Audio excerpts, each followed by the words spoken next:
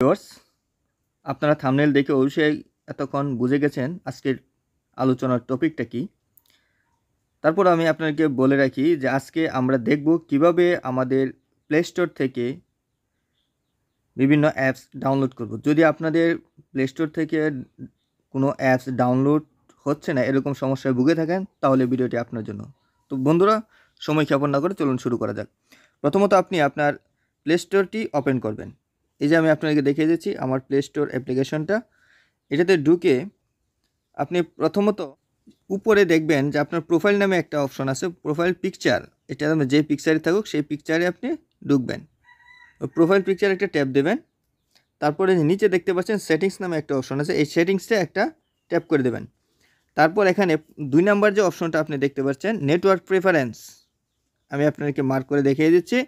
তারপর এখানে ঢুকবেন এবং এখানে ঢোকার পর আপনি প্রথম যে অপশনটা দেখতে পাচ্ছেন, প্রথম অপশনটায় আপনি সিলেক্ট করে নেবেন অ্যাপ ডাউনলোড প্রেফারেন্স।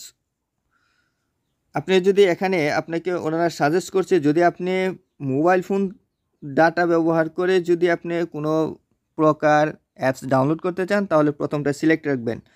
আর যদি আপনি ওয়াইফাই থেকে অর্থাৎ ওয়াইফাই নেটওয়ার্ক ইউজ করে যদি আপনি কোনো প্রকার অ্যাপস ডাউনলোড করতে চান, তাহলে 2 নম্বরটা সিলেক্ট করে রাখবেন। আর যদি এর ব্যতিক্রম হয়, অর্থাৎ আমি বোঝাতে চাচ্ছি যদি আপনি মোবাইল নেটওয়ার্ক দিয়ে কোনো অ্যাপস ডাউনলোড করতে চান এবং সেক্ষেত্রে যদি আপনি 2 নম্বরটা যদি সিলেক্ট করে রাখেন, তাহলে কিন্তু আপনার অ্যাপস ডাউনলোড হবে না।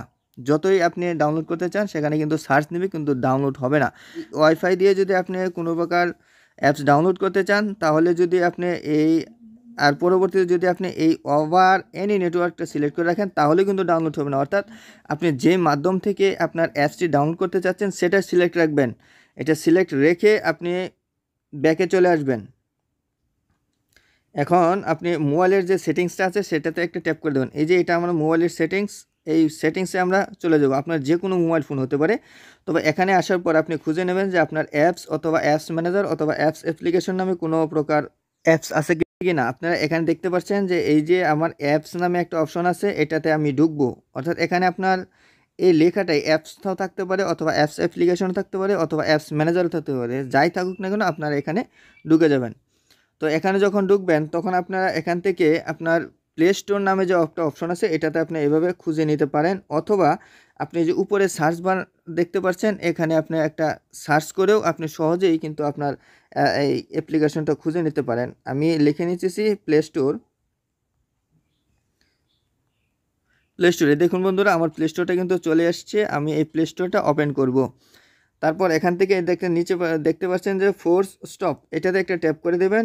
তারপর ওকে করে দেবেন এবং তারপর এই যে উপরে দেখতে পাচ্ছেন যে স্টোরেজ নামে একটা অপশন আছে, এই যে মাঝখানে আমি দেখিয়ে দিচ্ছি, এই স্টোরেজে একটা ট্যাপ করে দেবেন। তারপর এই নিচে দেখতে পাচ্ছেন যে ক্লিয়ার ক্যাশ নামে একটা অপশন আছে, এটাতে একটা ট্যাপ করে দেবেন এবং ক্লিয়ার ক্যাশ হয়ে গেল। তারপর এই যে আপনারা এখানে ডাটা ক্লিয়ার ডাটা দেখতে পাচ্ছেন, এটাতে একটা ট্যাপ করে দেবেন। ট্যাপ করার পর কিন্তু আপনি পার্মানেন্টলি এটা ডিলিট করতে চাইলে আপনি এখানে ট্যাপ করে দেবেন, তাহলে কিন্তু এটা ডিলিট হয়ে যাবে। এটা ডিলিট করলে কিন্তু আপনার যে কাজটা করতে হবে পরবর্তীতে যখন আপনি প্লে স্টোরে ঢুকবেন, তখন কিন্তু আপনার ইমেল দিয়ে অর্থাৎ জিমেল দিয়ে আপনার কিন্তু প্লে স্টোরে ঢুকতে হবে। অর্থাৎ এভাবে যদি আপনি কাজটা করেন, তাহলে কিন্তু আপনার প্লে স্টোর থেকে পরবর্তীতে সকল ধরনের অ্যাপস ডাউনলোড করতে পারবেন। এবং তারপরেও যদি আপনার কোনো রকম সমস্যা হয়, তাহলে বুঝতে হবে আপনার মোবাইলের স্টোরেজের জায়গা খালি নেই। সেক্ষেত্রে আপনারা কী করবেন, এখানে যতগুলো অ্যাপস দেখতে পাচ্ছেন এখান থেকে আপনার যদি কোনো প্রকার অ্যাপসের প্রয়োজন না হয়, তাহলে সেই অ্যাপসটি আপনি ডিলিট করে দেবেন। এবং ডিলিট করলে কি হবে, অথবা আনইনস্টল করে দেবেন, কিংবা এরকমভাবে ধরেন আমি এই যে ক্লকটাই দেখে নিচ্ছি আপনাকে দেখানোর স্বার্থে। তারপরে যে ফুল স্টপে দেবেন, তারপর ওকে করে দেবেন। ওকে করে দেওয়ার পর আপনি যে স্টোরেজ দেখতে পাচ্ছেন, স্টোরেজে ঢুকে কিন্তু আপনি এখান থেকে ডাটাগুলো ক্লিয়ার করে দেবেন। ডাটাগুলো যখন ক্লিয়ার করে দেবেন, এই যে এখানে যখন আপনি ক্লিয়ার করে দেবেন, তখন কিন্তু এখানে আর ডাটাগুলো থাকলে না, যার ফলে আপনার স্টোরেজটা খালি হয়ে যাবে। এবং এভাবে কিন্তু পরবর্তীতে যখন আপনি প্লে স্টোর থেকে কোনো প্রকার ডাটা ডাউনলোড করতে যাবেন, অর্থাৎ ডাটা না, যদি কোনো প্রকার অ্যাপস ডাউনলোড করতে চান, তাহলে কিন্তু আপনার সফলভাবে আপনি ডাউনলোড করতে পারেন। তো বন্ধুরা, এই ছিল ভিডিওটি যদি ভালো লেগে থাকে তাহলে অবশ্যই চ্যানেলটি সাবস্ক্রাইব করে বেল আইকনটি বাজিয়ে দিন। এবং আপনি যদি আমার এই ভিডিওটি ফেসবুক পেজ থেকে দেখে থাকেন, তাহলে অবশ্যই পেজটি ফলো দিয়ে রাখুন পরবর্তীতে এরকম আরও ইম্পর্টেন্ট ভিডিও পাওয়ার জন্য। ধন্যবাদ ধৈর্য সহকারে ভিডিওটি শুরু থেকে শেষ পর্যন্ত দেখার জন্য। আসসালামু আলাইকুম ওয়া রাহমাতুল্লাহ।